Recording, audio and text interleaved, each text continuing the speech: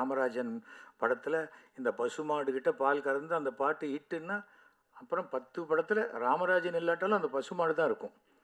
செல்ஃபோன்லேயே நீங்கள் படம் எடுக்கிறாங்க. எதுவுமே ஃப்ரீ கிடையாது உலகத்தில். ஓடிடியில் கூட முன்னாடியே பணம் கொடுத்து யார் படம் வாங்குறாங்க? ஜனங்க ஏற்றுக்கொண்டால் அது மிகப்பெரிய வெற்றி அடையும்.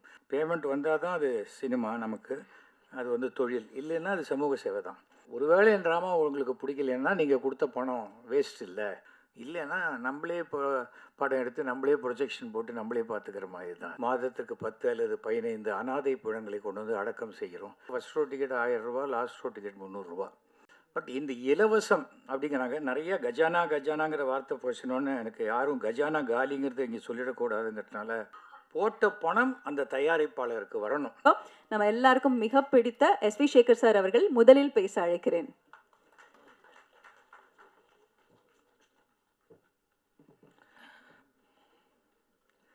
எல்லாருக்கும் வணக்கம். முதல்ல பேச அழைத்ததுக்கு காரணம் நான் 3 மணிக்கே வந்துட்டேன். நீங்கள் எங்கே தானே இருக்கீங்க, மார்னிங் 9 to நைட் 9 வரைக்கும். இது எங்கள் ட்ராமாவில் ஒரு விஷயம் சொல்லுவோம், எவ்வளோ லேட்டாக ஆரம்பித்தாலும் கரெக்ட் டயத்துக்கு முடிச்சிருவோம் அப்படிம்போம். அது மாதிரி இப்போ 6 மணிக்கு அடுத்த ஷோ இங்கே இருக்கிறதுனால கண்டிப்பாக இது 5:45க்கு முடிஞ்சிடும். அது ஒரு சந்தோஷமான செய்தி உங்களுக்கு. அண்டு ஓடிடி பிளாட்ஃபார்ம் ஃபஸ்ட்டு இது எனக்கு நம்முடைய கிஷோர் கூப்பிட்டாரு. துபாயிலேருந்து வெங்கின்னு என் பையனுடைய கிளாஸ்மேட், அவன் இதில் ரொம்ப நீங்கள் போய் வரணும்னு சொல்லி கூப்பிட்ட போது நான் பார்த்தேன், இன்விடேஷன் பார்த்தா 5 பேருக்கு மேலே ஆளே இல்லை. இது என்னது பிரசாத் ஸ்டூடியோவில் 5 பேர் ஸ்டேஜ் இல்லையா, ஆச்சரியமாக இருக்கே அப்படின்னா அதுலேயும் 2 பேர் வரலை, 3 பேர் தானா அப்படின்னு நினச்சி பார்த்தா ஆஸ் யூஷுவல் மறுபடியும் ஃபுல் ஸ்டேஜ் இருக்குது. ஏனென்றால் இது வாழ்த்த வந்த நெஞ்சங்கள். அதை நீங்கள் நிறையா ஆடியோ லான்ச்செலாம் பார்த்துருப்பீங்க. சம்மந்தப்பட்டவங்கெல்லாம் கீழே உட்காந்துருப்பாங்க. நிறைய பேர் மேலே உட்காந்து இதை பற்றி பேசி, நிறைய பேர் அந்த படத்துக்கு சம்மந்தமே இல்லாத விஷயத்தை பேசி அது பெரிய வைரல் ஆகி அந்த படத்தை பற்றின லைன் ஒரே ஒன்று இந்த படத்தின் போது இவர் பேசியதுன்னு வந்துடும். அது நான் சொல்லுவேன், நிறைய அந்த மாதிரி படங்கள் ஆடியோ லான்ச் பண்ணும்போது அந்த படத்தை சம்மந்தப்பட்டவங்களை மேடையில் வச்சு அவங்களை பற்றி பேசினா தான் அது வெளியில் போய் சேரும். இந்த ஆடியோ லான்ச் வைக்கிற பர்பஸே அந்த படத்தை ப்ரமோட் பண்ணணும்னு. ஆனால் அங்கே வரக்கூடியவர்கள் பேசக்கூடிய விஷயங்கள் சிலது அவுட் ஆஃப் கான்டெக்ஸ்டில் போகும்போது அதுவாயிடும். எனக்கு இவங்ககிட்ட பிடிச்சது இவங்களுடைய சோஷியல் சர்வீஸ். கிட்டத்தட்ட 13 வருஷமாக பண்ணிக்கொண்டு 6 வருஷமாக. இப்போ நீ 13 எங்கே வந்தது? அவங்க தப்பாக ஆகிட்டாங்களா? சரி பரவாயில்ல. 13 வருஷங்களுக்கு மேலே தொடர்ந்து பண்ணுவாங்கங்கிற நம்பிக்கையில் நம்ம இதை பேசுவோம். 6 வருஷம் பண்ணியிருக்கிறதுங்கிறது, ஏன்னா சமூக சேவை என்பதே சினிமாலேயே கூட நிறைய பேருக்கு அது சமூக சேவை தான். பேமெண்ட் வந்தால் தான் அது சினிமா நமக்கு, அது தொழில். இல்லைன்னா அது சமூக சேவை தான். வரதில்லை நிறைய பேருக்கு. இது நான் ப்ராஃபிட்டுன்னு சொன்னாங்க. நான் நிறைய வெளிநாட்டுகளுக்கெல்லாம் போகும்போது அவங்களும் போடுவாங்க, சார் நாங்கள் நான் ப்ராஃபிட் ஆர்கனைசேஷன் வாங்க. அப்புறம் போனப்புறம் தான் தெரியும் அந்த நான் மட்டும் தமிழில் இருக்கும், நான் ப்ராஃபிட் ஆர்கனைசேஷன் அப்படின்னு அது மாற்றிடுவாங்க. பட் இது அப்படி இல்லை. இவங்க பண்ணுற வேலைகள்லாம் பார்க்கும்போது ரொம்ப சந்தோஷமாக இருக்குது. நான் என் ட்ராமா முடியும் போது பேசுவேன், ஒருவேளை என் ட்ராமா உங்களுக்கு பிடிக்கலன்னா நீங்கள் கொடுத்த பணம் வேஸ்ட் இல்லை. நாங்கள் வருஷத்துக்கு ஒரு 100 ஸ்டூடெண்ட்ஸுக்கு ஃபீஸ் கட்டுறோம், புக்ஸ் வாங்கி தரோம், யூனிஃபார்ம் வாங்கி தரோம், வருஷத்துக்கு 200 பேர் வரைக்கும் ஃப்ரீ கேட்ராக்ட் ஆப்ரேஷன் பண்ணுறோம். அண்டு அதே போல் ஹாஸ்பிட்டலைசேஷனுக்கெல்லாம் உண்டான உதவிகள்லாம் செய்கிறோம். எல்லாவற்றையும் தாண்டி மாதத்துக்கு 10 அல்லது 15 அனாதை பிணங்களை கொண்டு வந்து அடக்கம் செய்கிறோம். ஸோ இது நீங்கள் கொடுக்குற பணத்தில் தான் நாங்கள் இதெல்லாம் பண்ணுறோம் அப்படின்னு நம்ம சொல்லுவோம். ஏன்னா 2 விஷயம் இருக்குது. கொடுத்த காசுக்கு ட்ராமா பிடிச்சிதானா ஒன்று, என்னையா இவ்வளோ காஸ்ட்டு? ஏன்னா எங்கள் ட்ராமாவுக்கு ஃபஸ்ட் ஷோ டிக்கெட் 1000 ரூபா, லாஸ்ட் ஷோ டிக்கெட் 300 ரூபா, அந்த மாதிரி இருக்குது. பட் இந்த இலவசம் அப்படிங்கிறாங்க. நிறைய கஜானாங்கிற வார்த்தை போச்சுனோன்னு எனக்கு யாரும் கஜானா காலிங்கிறத இங்கே சொல்லிடக்கூடாதுங்கிறதுனால உங்கள் கஜானா சிறப்பாக இருக்க வேண்டும், நல்லா இருக்கணும். ஏன்னா நீங்கள் வேறு அப்பப்போ வெள்ளை அறிக்கை கொடுக்குறேன்னு இருக்கீங்க ஓப்பனாக இந்த இதில், அதெல்லாம் நல்ல விஷயந்தான். ஆனால் தயாரிப்பாளர்கள் என்பவர்கள் இது சினிமாங்கிறது ஒரு தொழில், கலைங்கிறது ஓகே, ஆனால் தொழில் போட்ட பணம் அந்த தயாரிப்பாளருக்கு வரணும். நடிகர் மட்டும் சம்பாதிச்சுட்டு போகிறேன், தொழில் செய்கிறவங்க பாக்கி இருக்கவங்க சம்பாதிச்சுட்டு போகிறோம் அப்படின்னா அது சரியாக இருக்காது. பணம் போட்டவர்களுக்கும் திருப்பி பணம் வந்தால்தான் அது வந்து ஒரு நல்ல தொழில். நீங்கள் இவ்வளோ சேரிட்டி பண்ணுறதுக்கு இந்த ஓடிடி பிளாட்ஃபார்ம் ஒரு நல்ல தொழிலாக அமைய வேண்டும் என்று நான் ஆண்டவனை பிரார்த்தித்து கொள்கிறேன். காரணம் வந்து எதுவுமே ஃப்ரீ கிடையாது உலகத்தில். நோ மீல் இஸ் ஃப்ரீ அப்படிம்பாங்க யூஎஸில். அந்த மத்தியானம் லஞ்சு சாப்பிடும்போது கூட அதை வந்து ஆஃபீஸ் மீட்டிங் ஆக்கி ஒரு பர்கரை சாப்பிட்டு மீட்டிங் இது அஃபிஷியல் ஆக்கிடுவாங்க அந்த மாதிரி.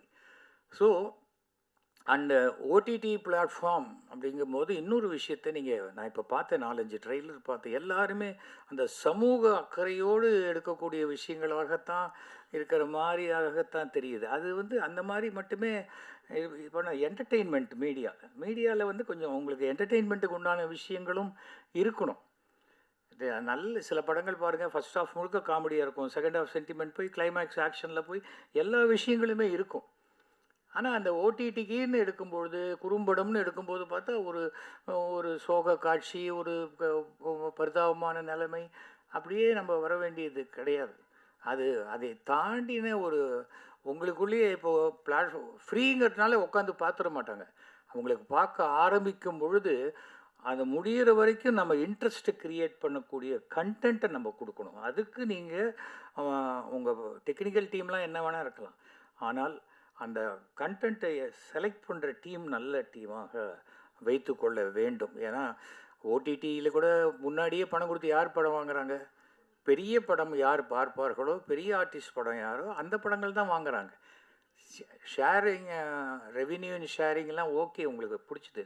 ஆனால் அந்த ரெவின்யூ ஷேரிங்க்கு முன்னாடி அந்த ப்ரொடியூசர் எத்தனை ரூபாய் இன்வெஸ்ட் பண்ணணுங்கிறது இருக்குது. அப்போது அந்த ப்ரொடியூசர் என்ன நினைப்பார், நமக்கு இந்த ரெவ்யூ ஷேரிங்கில் நமக்கு இந்த பணம் வருமா அப்படின்னு நினைப்பாங்க.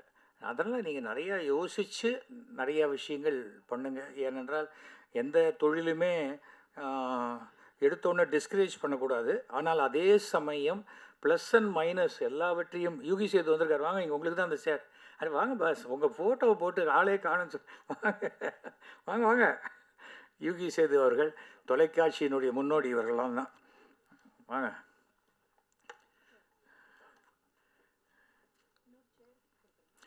ஸோ இந்த மாதிரியான ஒரு விஷயம் அதை நாம் தெரிஞ்சுக்கணும். ஏன்னா வந்து ஓடிடி அப்படின்னு சொன்னால் அவங்களுக்கு தெரிஞ்சது இப்போது வந்து 2-3 தான், அதுக்கு மேலே இல்லை. நெட்ஃப்ளிக்ஸு, அமேசான், அப்புறம் அதுக்கு அடுத்தது சன் நெக்ஸ்ட்டு, இப்படிலாம் வந்துடுது. அப்புறம் நம்மளுடைய விஜய், ஸ்டார் விஜய், இதெல்லாம் இருக்குது. இதெல்லாம் தாண்டி நம்ம ஜெயிக்கணும்.